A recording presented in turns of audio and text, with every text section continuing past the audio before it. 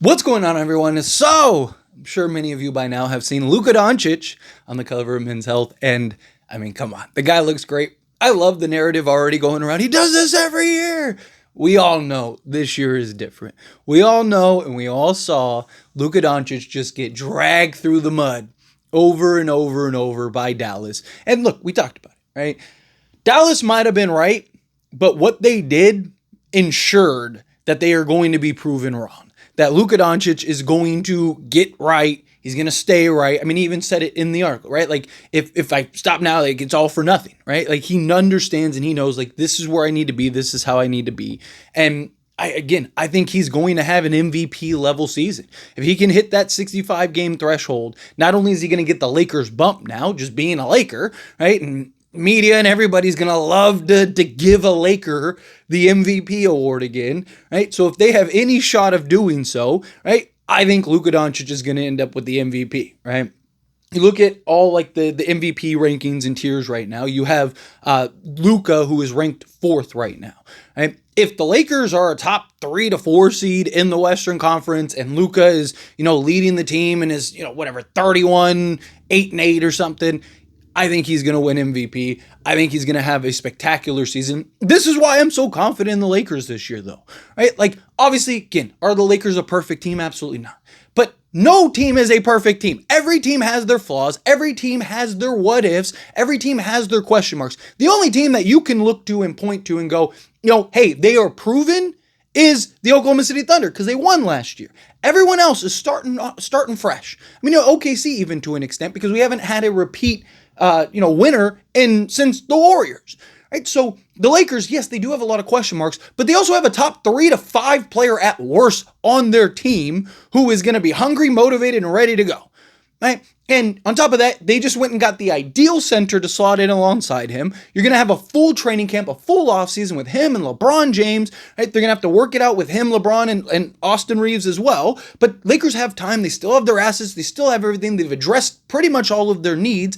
I would like an upgraded kind of 3-and-D wing and ideally a better backup center, but there's names floating around like Nikola Vucevic, Robert Williams, right? Like, so look, I expect the Lakers to address whatever they need to as we progress through the season. And then, at the trade deadline, maybe we can even get some stuff done, especially if Nikola Vucevic does end up getting bought out during the offseason. Then I could see the Lakers making a move, going like, hey, let's justify this now. Boom, go make that move. Bring in a Nikola Vucevic, bring in, an Andrew Wiggins or something like that. There's talks about, Matisse Thybulle and Robert Williams. If they can get those two and those two can stay healthy, big ass, particularly with Robert Williams, then Lakers could end up being the best team in all of basketball, right? Lakers are going to be very good. They have in my opinion, they will have the best offense in basketball. And I don't think that that's a crazy thought, right? I think Luka and Ayton is going to be the best 2-man game in all of basketball. Last year it was Jalen Duren and Cade Cunningham, right? I think that the Lakers are going to be very good. They have nice balance on defense off the bench, Jared Vanderbilt and stuff. We will see how this kind of all plays out. And I want to elaborate more on that here in a moment, but I also think it's funny. So Luka Doncic also talked about his vertical and how his vertical is probably higher than it was at the combine, where he was a 42-inch vert, which, if I'm being honest, that was news to me. I didn't know he had a 42-inch vert. I think that's a little exaggerated, but I looked it up and everything, and yeah, like he has a 42-inch vert, which is crazy. So even if he just had a 42-inch vert, right? Let's say it's not higher than it is, like Luka's saying it might be a little higher. Let's say it is. Let's say it's 42. Let's say it's even 40. That's an insane vertical. I mean, we're all talking about a dude Thero, right? And he has a 41-inch vert. Like, that's hyper athletic, right? To put that in perspective, couple names, right? Dominique Wilkins was a 42-inch vertical. Julius Erving was a 41-inch vertical. Sean Kemp was a 40-inch vertical, right? LeBron, he's the guy that was 44, stuff like that. But I mean, Luka Doncic, you're talking about a guy that has a higher vert than many of the high flyers in NBA history, right? Like, if he really can do that, then he could be talking about the lob threat. You need the lob threat all over the place. Luka's the lob threat. Like, what are we talking about here? Is Luka going to be yamming on people? Oh, man, I can't wait. I am so excited to see this season. I don't know how you look at Luka Doncic and try to downplay it. I don't. You know what's hilarious? And I've said this already, and I'm just getting more and more like, yeah, I think that's going to age well. Right now, the narrative, Lakers still suck. Lakers are trash. Everyone got better. Lakers didn't get better, even though they got DeAndre Ayton, Marcus Smart, Jake LaRavia. Like, okay, fine, right?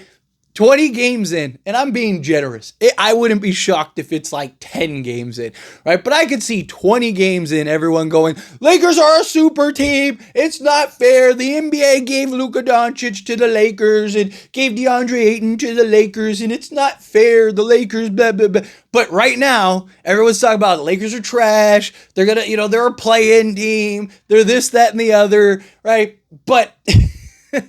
I can already hear the comments. I can already hear the chirp, and I can already hear all of that. But look, at the end of the day, it's about championships, right? We're not playing for the 1 seed. We're not playing for, this conference finals or anything like that. We're playing for NBA championships.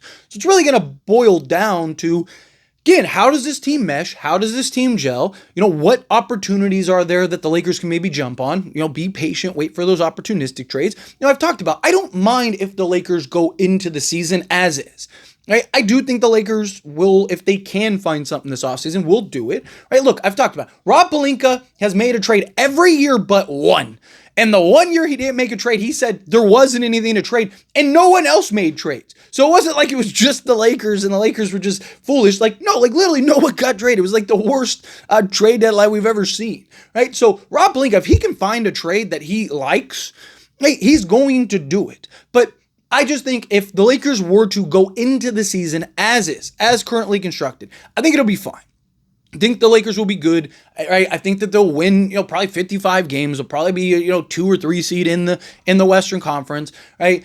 I don't think they're going to care so much about seeding, if I'm being honest. Like LeBron. If LeBron needs an extra week, they'll give him an extra week, right? So I wouldn't be shocked if the Lakers are like the 4th or 5th seed, right? But I expect LeBron's going to play 65 games at least, so that way he can get the threshold. Luka, I imagine, is going to want to play 65 games this year so he can meet the threshold, so that way they can get the accolades and stuff. Like I said, Luka, I think, could easily win, MVP this season and all that, and he's going to be all NBA and all those other things. And I think people are going to get back to him being top 3 to maybe 2 player in all of basketball. I think that's going to be the conversation, and that's going to be the narrative again. And he's going to get more exposure, more highlight than he ever has because he's on the Lakers, right? We need this team to gel and figure it out, right? LeBron and Luka have the potential to be the best duo in all of basketball. Talk about 2 of the greatest players ever. Talk about 2 of the best players in the NBA right now.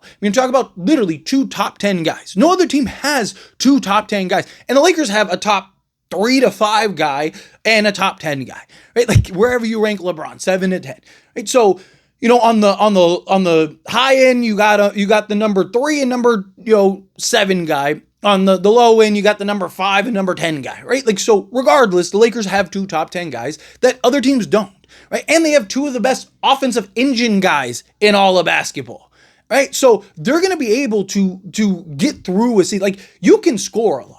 And don't get me wrong, I worry about the defense, not really in the regular season. I worry about the defense in the postseason. But I also, and again, I broke this down in a video, I do think the lack of defense is overblown a little bit.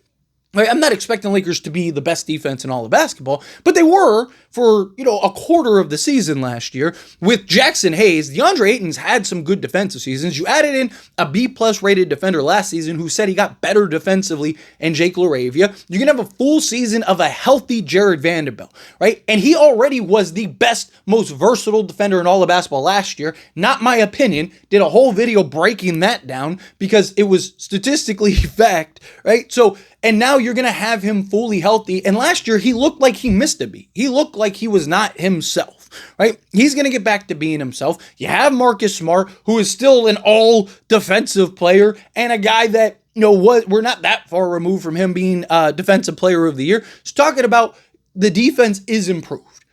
Right? So you have an improved defense. You're going to be very good at basketball. It's not counting Adu Theroux and Bronny James, and if they can actually have an impact on the defensive side this season, Lakers should be good, right? And, as long as they can kind of be middle of the pack defensively, they will be a contender because they'll be one of the best offenses in all of basketball. So, you look at Denver when they won their championship. They were 15th in defense during the regular season. They were second worst in the postseason. and no one came close to beating them because they were just so good, so well-oiled machine offensively that no one could keep up, right? The closest anyone did was Phoenix, and Devin Booker had to shoot like 72% from the floor, and it never happened before, and it's never happened since because it was just like an anomaly, and they were the closest to beat Denver, and they only got 2 games out of it, right? So again, like Lakers can win even if they have a top offense and a middle-of-the-pack defense, right? And that offense can sustain throughout the postseason, they can absolutely win an NBA championship.